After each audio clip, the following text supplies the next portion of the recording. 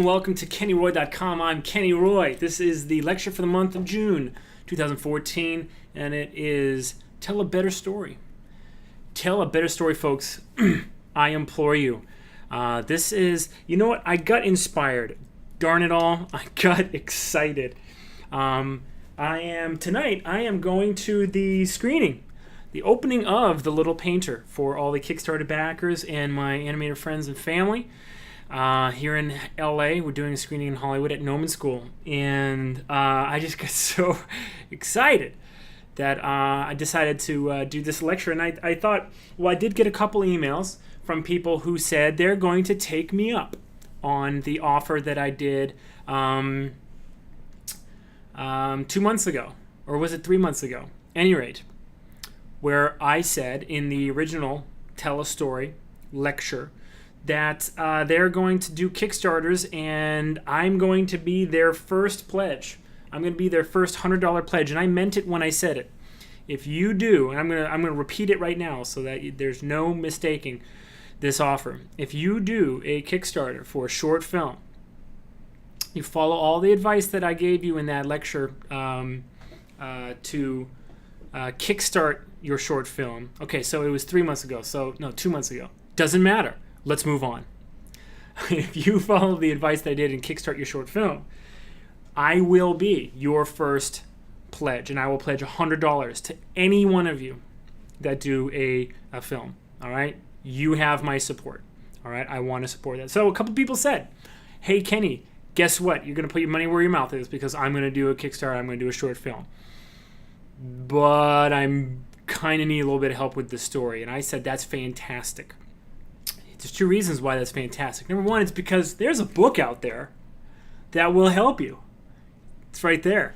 That'll help you get your film done. And I want to talk to you about story because I want to transition us all. I want us all to grow. One thing that I was talking with Lee Unkrich about, obviously director of Toy Story 3, was that there is a huge amount of us that kind of grew up with Andy to a certain degree. And Toy Story 3, he had to, I'm not sure he even understood how much pressure he had on him.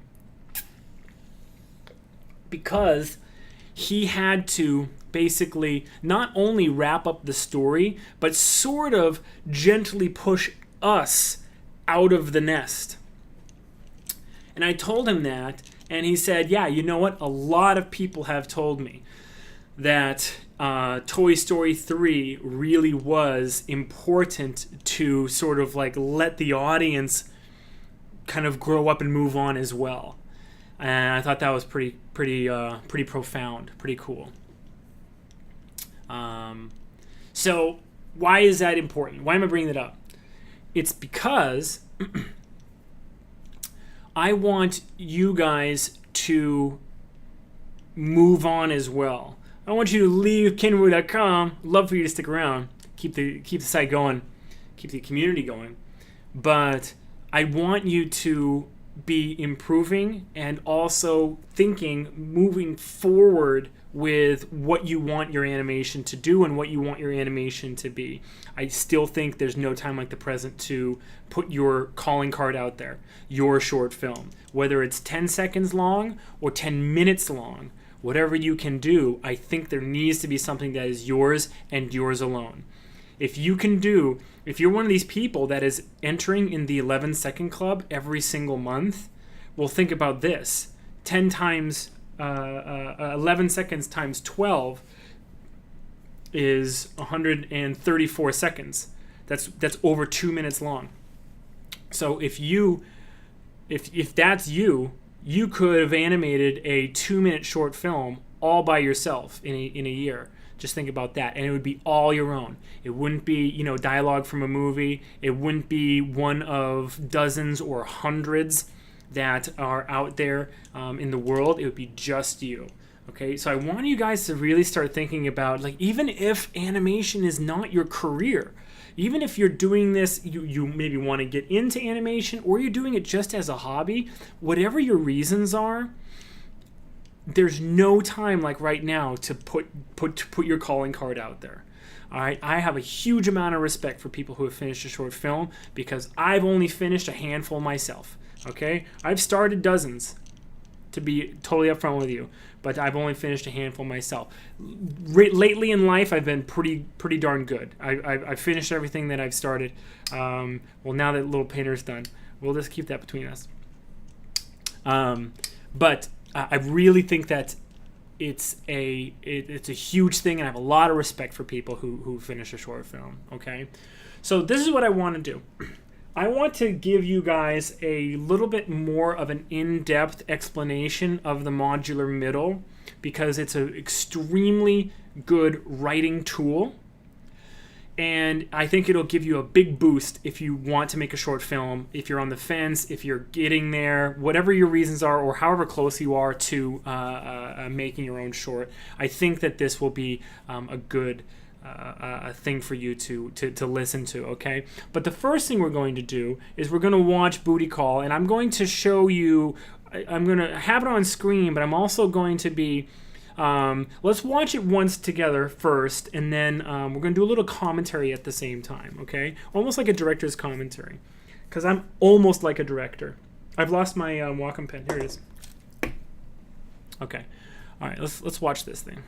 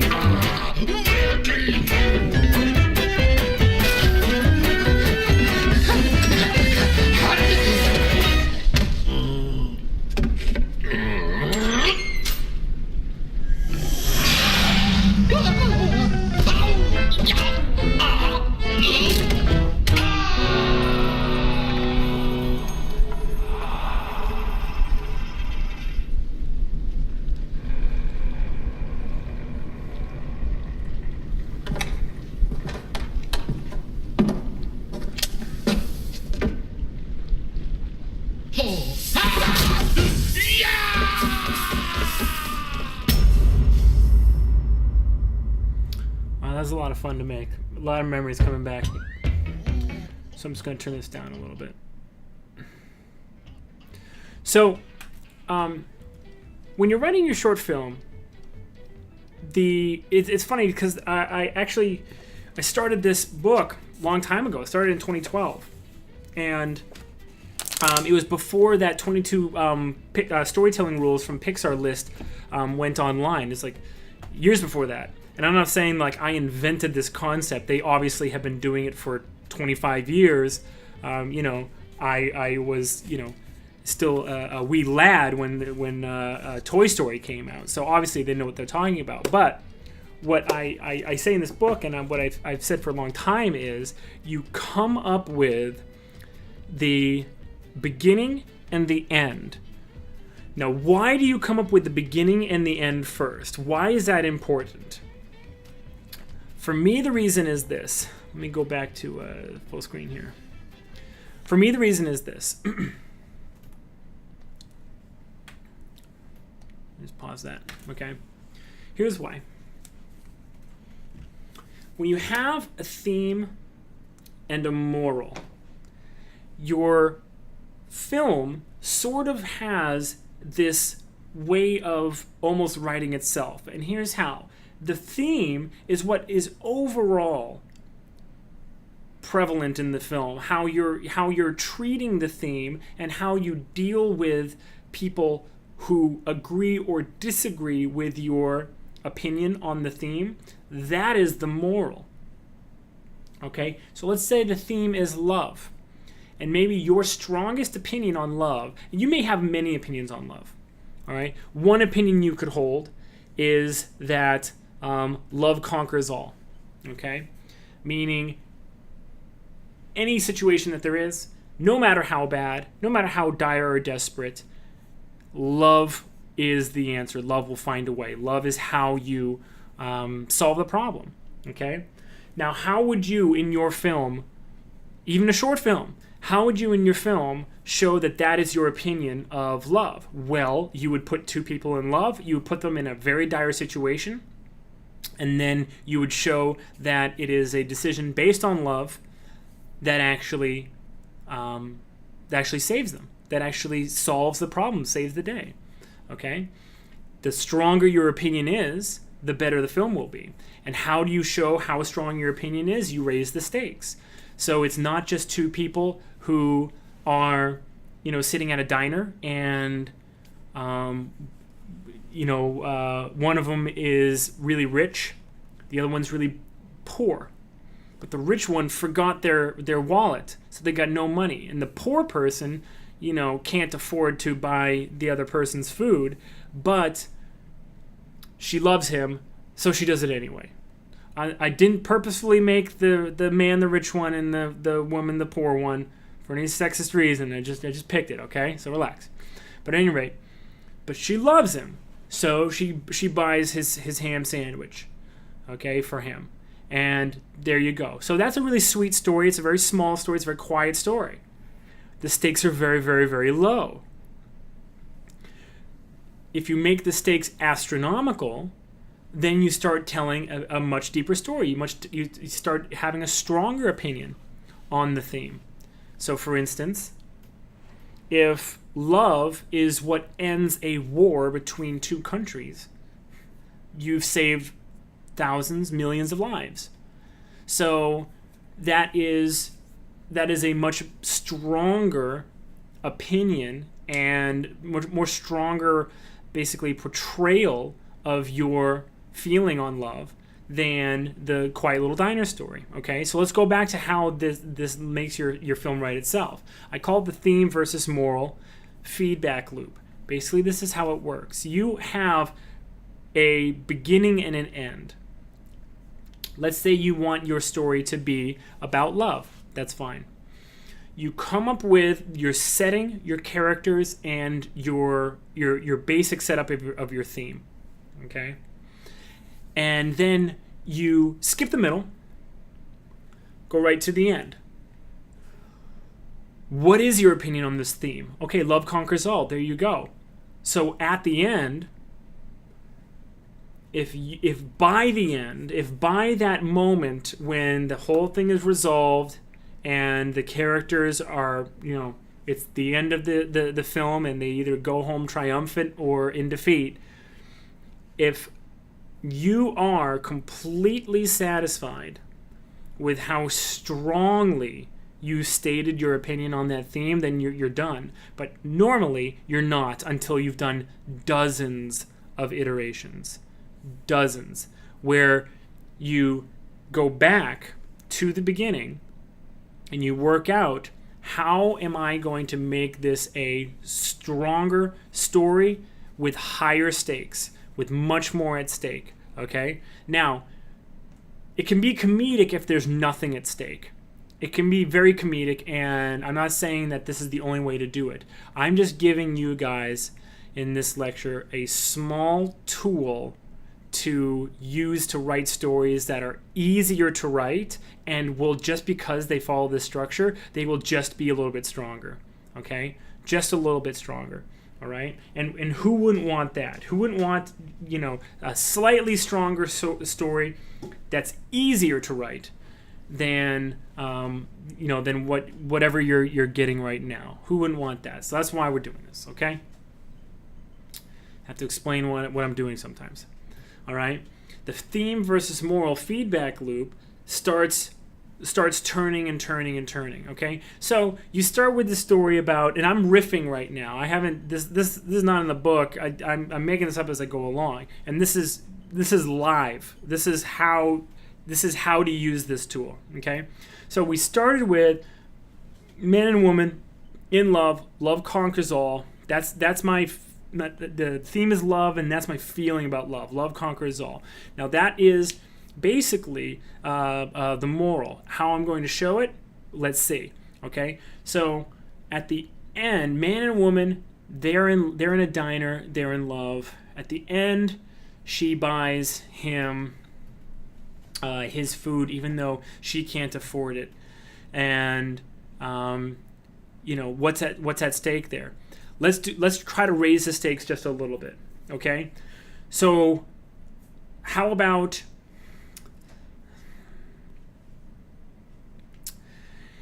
instead of a man and a woman, man and woman working or living at work, instead of them eating at a diner, how about they're working at a diner? And they're secretly in love. And again, he has way more money than her. He's by no means rich, but he's got more money than her. She, on the other hand, definitely looks like she's completely destitute. She's hanging on to this job. It's extremely important and whatever. And how about she gets herself fired for him? Right?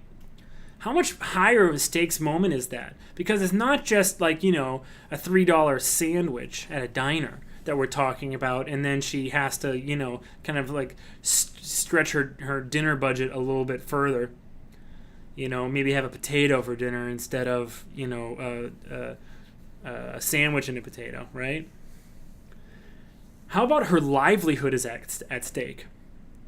Now, do you see what I'm doing? I am not saying, how about this happens, and this happens, and this happens, and this happens, and this happens, and then that gets us to this point where, what if, after all that, then she gets fired? I'm saying, here's my setup, here's my scene, here's the theme, and I want to raise the stakes. So instead of her just having to give up, maybe, have a baked potato for dinner instead of meat and potatoes, how about she loses her job, her livelihood, which is so extremely high stakes? It's high stakes for everybody. That's really another point to make. The more relatable your stakes are, the stronger it's going to be, no matter what. Everyone knows how it feels to be embarrassed in front of somebody that you like. Everybody knows what it's like to be frustrated that somebody, cheated and got away with it. Everyone knows the anger you feel when you get a parking ticket. There are so many relatable things that you can use, and the way that PIXAR does it, they're very brilliant because they really sort of slyly slide that relation, that sort of relatable element into their films without us even realizing it. I shouldn't say PIXAR because then all of them don't, all of them don't do the same thing. But But definitely, the whole Toy Story story team. Brad Bird is a master at this. Incredibles especially. How relatable is the Incredibles sort of at face value, because it's superheroes. It's ultra relatable. Just think about it. But the point is that when we go from like Sandwich to lost her job,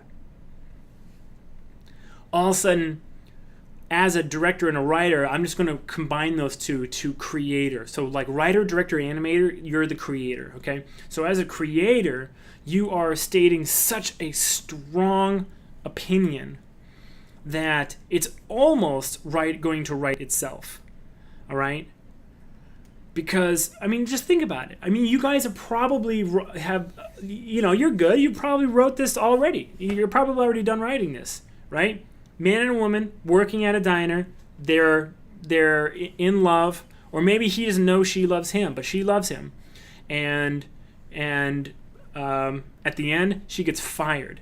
I bet you 90% of you have already sort of tried to like figure out, maybe it got caught by the boss, maybe someone came in, like a difficult customer, and she took the blame for, like a hair in the food or something. I don't know, whatever it is. Even I can't stop myself sometimes from trying to fill it in. But resist. If you can, resist for now. All right? Let that process happen. Let it go back and forth and back and forth and back and forth until you are positive that you have a setup, a beginning, basically the support, the visual support of your theme that you are going to hit in this film, and then a really, really, really strong ending. Just work on those things, okay? And then what you will next be able to do, and this is in terms of finishing your film, okay? The book's called Finish Your Film. It's not called Make an Oscar-winning short. I don't doubt that many of you will make an Oscar quality short on your own. This book is supposed to be the book that you get when you are like, you know what? I don't really know if I'm going to be able to finish a short film. This one will help you, okay? Just get it done, all right?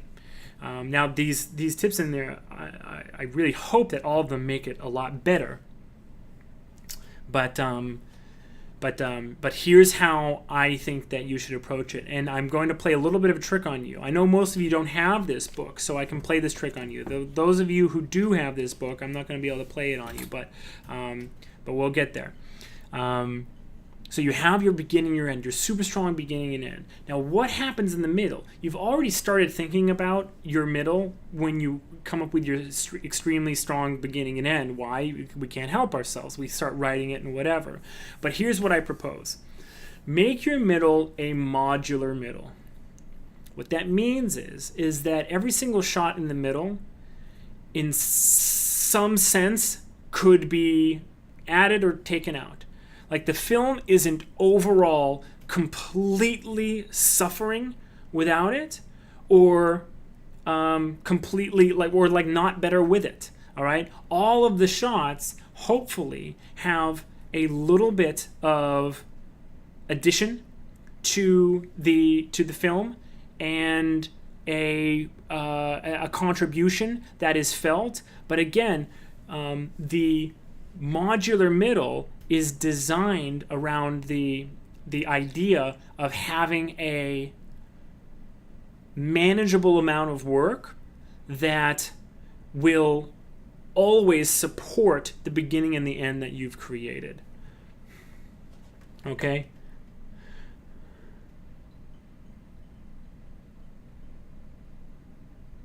Okay?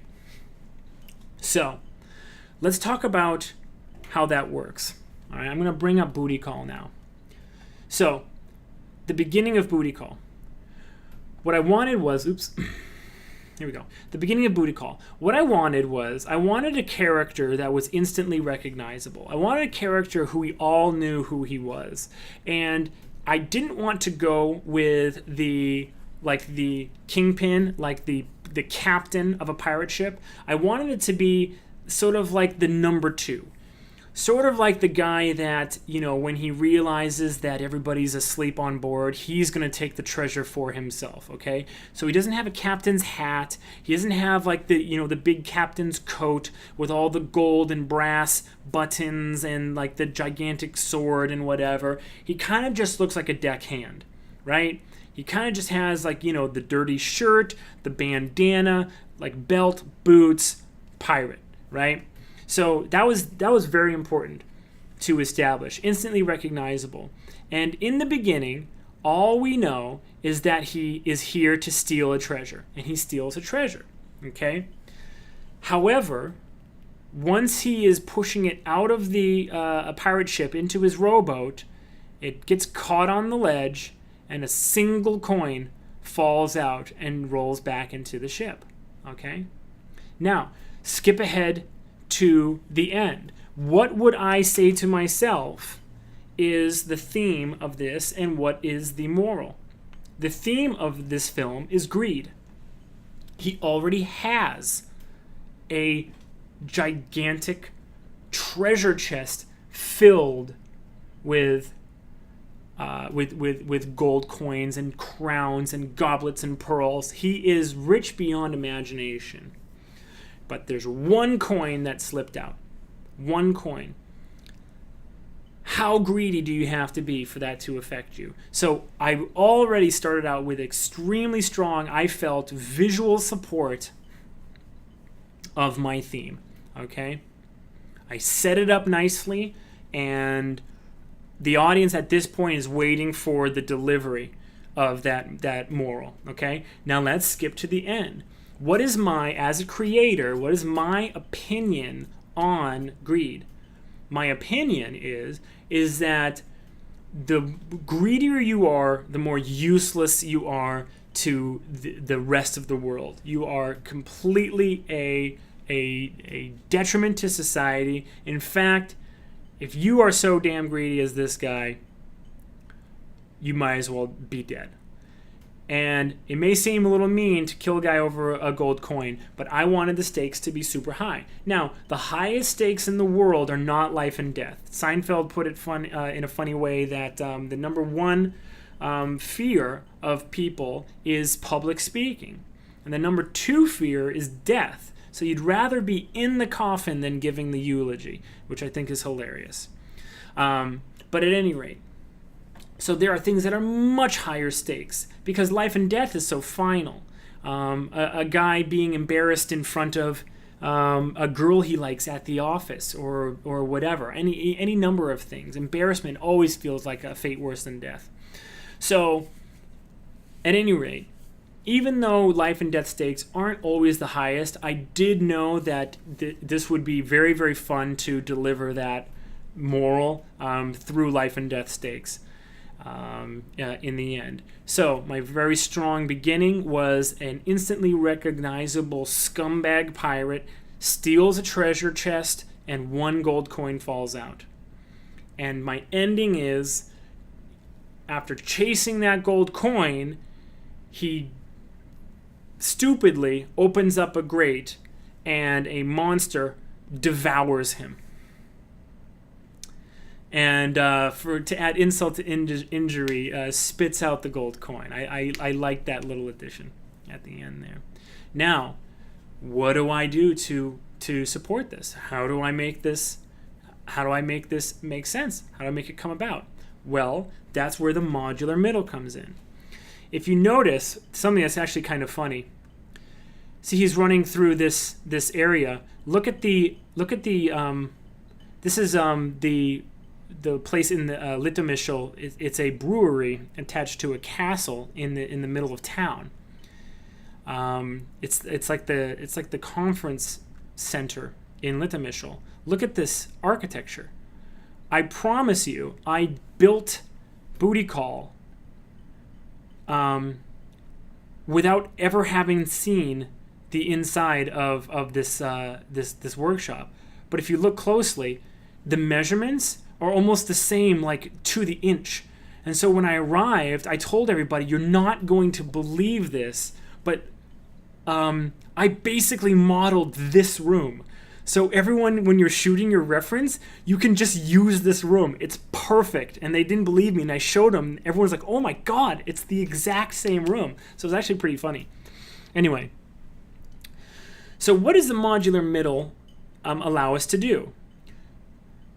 What I got to do, and here's another funny thing.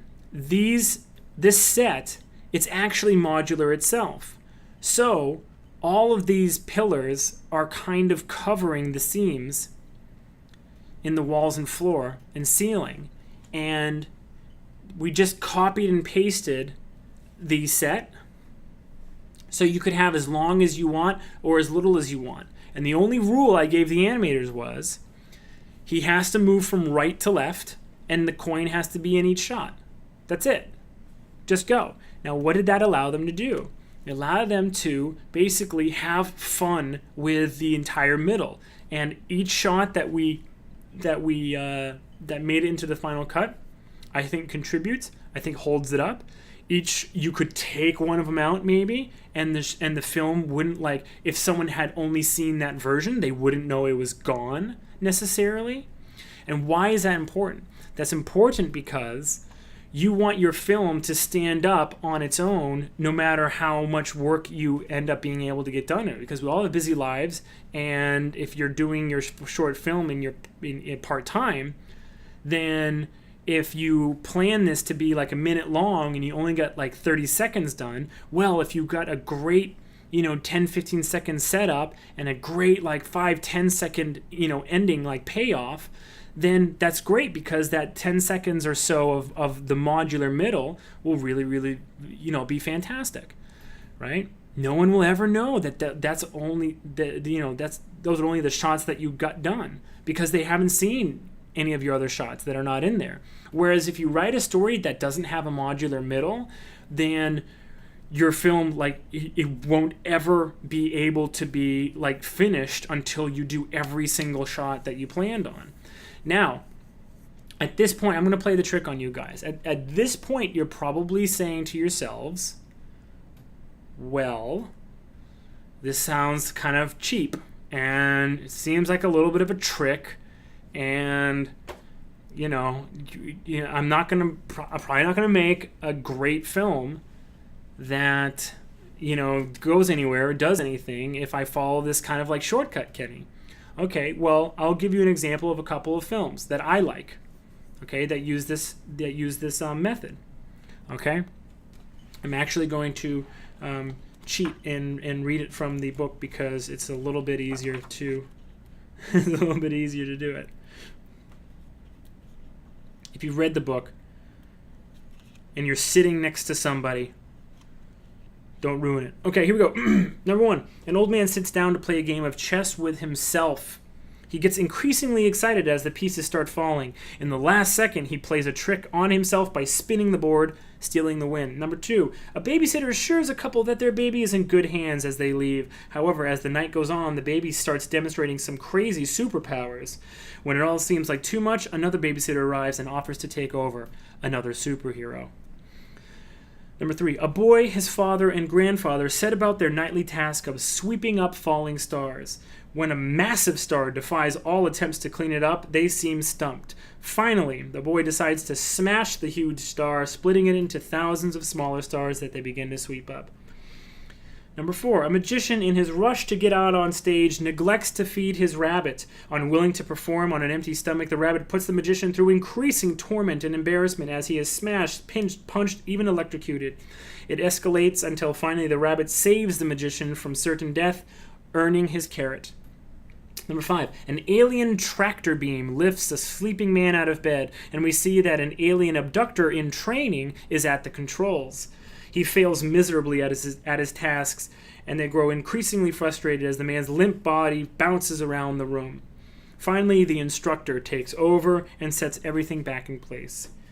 Number 6, 2 musicians vie for the attention and coin of a little girl in a town square about to make a wish in a well. They play their hearts out, but scare her as they strum, bow, and blow furiously, making her drop her money. Angry, she whips out her own violin and promptly deposits the money she earns into the well as she stares coldly at the poor musicians. Number 7.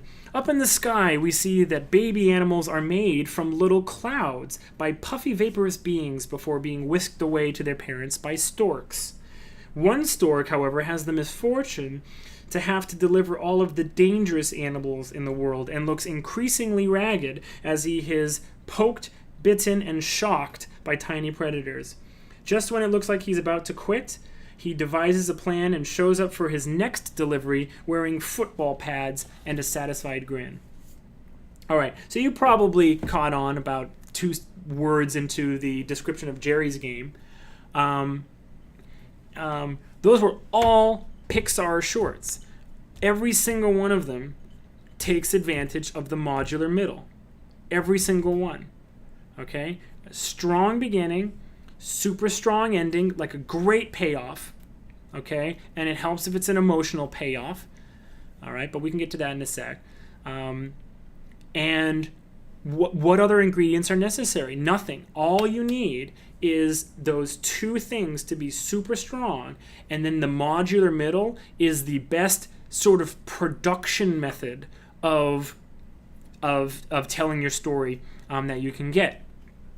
Notice how in my description of the modular middle for all of these films, I try to use the word increasingly, or it gets more and more something, and that's when you are raising the stakes. It helps if your modular middle has a natural way for that to kind of go about. So for instance, in Booty Call, we have a character who is running through a ship, and in the script of Booty Call, basically it says he tries increasingly crazy ways to track down and hunt down this coin, but none of them work. Okay, so the first thing he's doing is he's just running after it. You see? He's tripping and trying to grab it, and then he jumps in a cannon, and things start going crazier and crazier. He gets clothesline, he breathes fire over here. Where'd it go? Breathes fire here, right? Right. Things just start getting crazier and crazier until finally, when it looks like all is lost, and he's not going to get the coin, he opens the grate, and basically his death, stares back at him. Okay. Even in the shorts where it feels like a very linear story, like it has to go pretty much beginning to end, and I would say of the examples I gave, probably One Man Band is probably the most linear in that, due to the way that the music has to be written and then performed, and it has to be sort of increasingly crazy. You probably would not be able to just arbitrarily take shots out of that film, but it still is a modular middle. Just because it's not like super like Booty Call. I mean, look at the end of Booty Call. In our credits, we show all of the shots basically that didn't make it in. And now it wasn't because these were bad shots. It was because some of them like this one where he's set a trap for the coin. It's super, super smart. It's very clever. This animator, his name is Yost. I love him. I call him Yost with the most. He's a great animator and an even greater guy. But we just couldn't find a place to like kind of like stop everything and have the pirate like set a trap. I'm not sure if you guys can see what's going on here, but basically it's a rum bottle and a little apple crate, and he's waiting for he's sitting here waiting for the coin to come along so he can trap it. Ultra clever, right? Makes total sense. But in the editing of our short film, we have him running from right to left. There was no real natural place to like stop everything and have this, hilarious scene take place, and whatever. So the point is that no one knew. You don't know until you see this. You see the credits that this is missing at all, do you? There's me and Carlo. That's Yost, actually, running into the wall for another animator.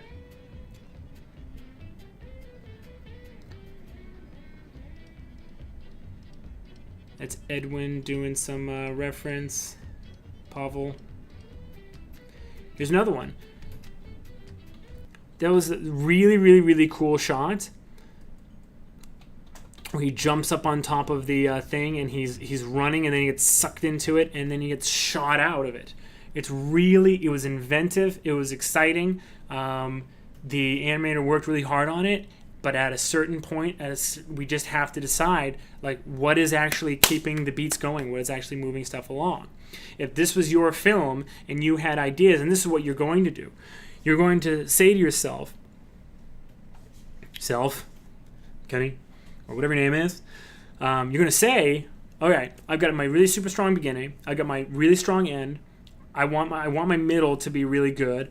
So what's going to happen? All right, if you're writing this story about the lovebirds at the restaurant, what could happen? All right. First thing that comes to mind for me is that things are getting like increasingly crazy. So more and more customers come in, and there's bigger and bigger orders, right? So he's working really, really, really hard to like make the orders. She's working really, really hard, like picking up plates that have like huge stacks of pancakes or something like that. Maybe today is the day that like the boss said, like, it's all you can eat pancake day, and like he didn't even think this through. So the boss is getting really pissed off because everyone's eating too many pancakes. The guy has to make all the pancakes. The girl has to carry all the pancakes. There's plates that are piled all the way up to the ceiling, and then like it just gets crazier and crazier and crazier.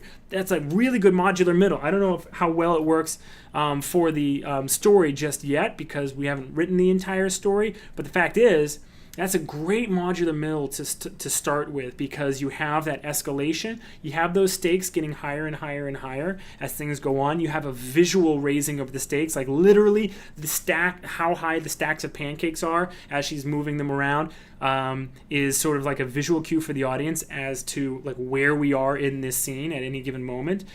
Everything really just kind of like falls together. Everything comes together beautifully. So you will get like lists and like all these ideas, and I bet you, I'll bet you anything you want, that the amount of ideas that the story guys and girls came up with for every single one of these short films, the list is 3 times longer than the amount of shots that ended up going into the film. 3 times longer, easy.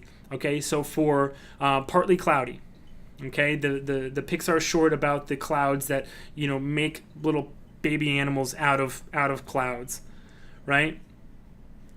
Their modular middle was, all right, so we meet this stork that is the delivery stork for all of the dangerous animals.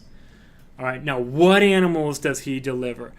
Bob, go. And then he's like, stingray, electric eel, shark, alligator, lion. I don't know if you know, but some conch shells are poisonous. Okay, Bob, you're done. Jerry, tarantula, polar bear, vampire bat. I'm getting weird here, but giant squid, kraken. All right, you're done too. Next, right? So basically, you could just go through it like an encyclopedia or like an almanac of animals, and you would get like your entire modular middle for that story. It's just what hilarious thing can happen to this stork that's like worse and worse and worse. And what I loved in the film was there was like an electric eel and whatever, but then there was something that had spikes. Maybe it was a blowfish? Wait.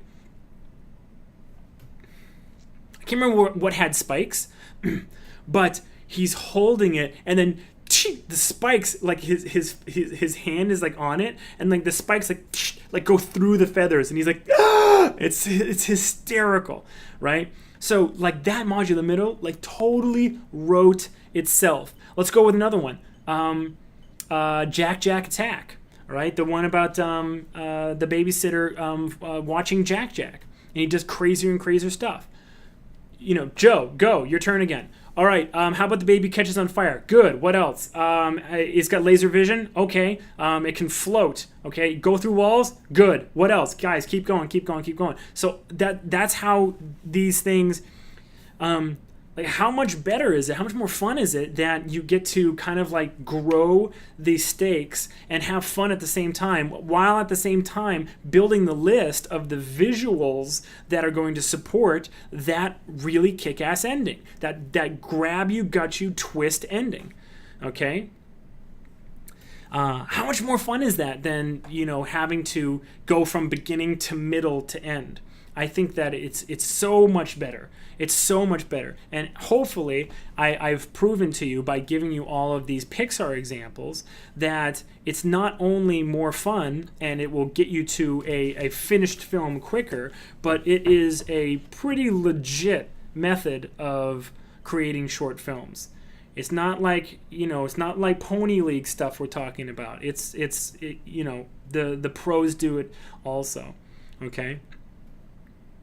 So let's kind of wrap this up. Let's kind of recap everything that I've said so far. One more time. If you guys do a Kickstarter for a short film, and a great way to get $100 out of me would be to make a Kickstarter and say your goal is $100, and then send me the link, and then I would have to send you $100. I would do it because I said I would. Right? You'd kind of look like a little bit of an a-hole, but I would do it. But at any rate, you make a Kickstarter, follow the advice that I gave you in the Kickstarter lecture, and I will be your first pledge. I will be right up at the front of the line with $100, okay? I want you guys to start thinking about short film. A film that is your calling card. A film that is about something that you're interested in, about something that you have a strong opinion, and you're not just making it to, try out a new plugin or, bide your time. No, something that you really want to do something with. Booty Call was a little utilitarian, but I do feel this strongly about greed. I really do. I can't tell you. I'm not going to segue too much right now. But I can't tell you how many deals I've been in at Arconics where it's all completely fallen apart in the 11th hour due to one person's greed. They were not happy with the deal. At the last second, they wanted more, and then everyone became unhappy, and then it went away. Okay? I cannot tell you how many times, because I've stopped keeping count of how many times that's happened. Okay? These are big deals. These are feature film deals. All right? So I do feel this strongly about greed. Okay? The film, I brought it to Animalia. It was a little bit of a utilitarian exercise because we had to animate a film, so it was there. But when I was writing it, I felt this strongly about it. It should be something that you guys feel as strongly about. Okay? That's the very, very, very baseline. The Little Painter came to me in a dream, and I'm not one to ignore things that come so easily. I think that it came to me because I knew how to tell this story. And hopefully for the people who see it at the screening, they'll agree. Maybe some of you who are watching this will be at the screening.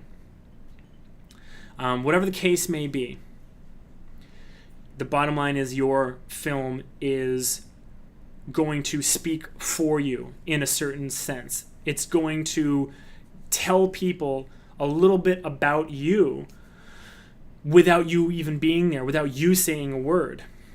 Okay? And when you have someone that can speak for you, you kind of live on, don't you? I'm not going to get too philosophical about it, but we don't leave our mark on commercials.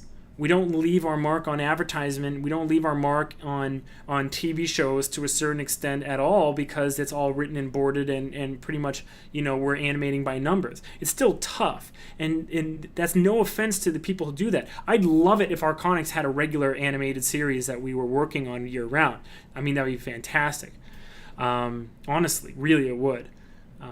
But we don't really actually, put our stamp on things.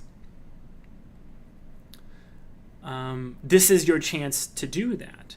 I do think that through a lot of the methods and the workflows that I propose in the book, that it's a lot more possible for everybody than they think to make a short film on their own. But I want you guys to seriously start considering it. And here's sort of the more overarching thing that I was talking about before, which is that your short is basically a graduation of your progress. It's almost like standing against a wall and taking a pencil and marking your height. Every once in a while you have to do that. It can't just be an 11-second club entry. It can't just be something like that. It has to be something that you are in total control over. And I want this entire community, this KennyRoy.com community, to be constantly growing and to be a force for changes like this. That's why I started collabs, and that's why I'm trying to get everybody to transition a little bit more over towards creating their own properties and doing their own shorts, rather than trying to beat down some of those doors that have been closed for a long time for all animators in this industry. Okay, so that's the very first thing. Your short film is your calling card. But then as you were writing this, start using the PIXAR tip of writing the beginning and the end first. And what that simplifies down to is your theme is what will set up the whole film. What is this a film about? It's a film about love. It's a film about honesty. It's a film about theft. It's a film about embarrassment or change. Whatever. Set it up strong, but then don't start writing it linearly. Jump right to the end and ask yourself, what do I want to say about love or theft or honor or greed or duplicity or whatever it is? What do I want to say about it? And how do I say that the strongest? The way you say it the strongest is with the highest stakes, highest believable stakes that you can possibly show. Okay? Raise them as high as they will go, believably, and then you are there. Then for the middle, choose a modular middle that has a wide open possibility for adding or moving or editing or changing or combining or separating or splitting out or whatever shots that you can really work with while you're making your film. And if you find you only have time to do like a 30-second short, that's fine, because your modular middle, okay, well, this one, and this one, those 3 shots are perfect. Or if you have a couple friends that jump on board and help you, and you have like a 2-minute thing, that's great. Then like, oh man, we have like these 10 shots all in a row. Like, look how cool it is that the stakes, like, it all builds and progresses and crescendos at the end here, whatever. Okay, but the modular middle is legit. And you only have to look at all these award-winning PIXAR shorts to see that, okay? And then finally, work really hard on it, and you'll be in good shape, okay? I'd like to talk to more of you. Thank you for the emails from the people who said that they're going to take me up on that. I'm going to hold you to that. I hope you know that I'm going to be checking in with you and asking you where your Kickstarter campaign is at. Are you ready to launch? Do you want me to look at anything? Do you need any advice or whatever? Because I want to see you guys start working on it, okay? This has been a lot of fun. Thanks for watching. I'm Kenny Roy. Good luck with your animation, as always. Rock on.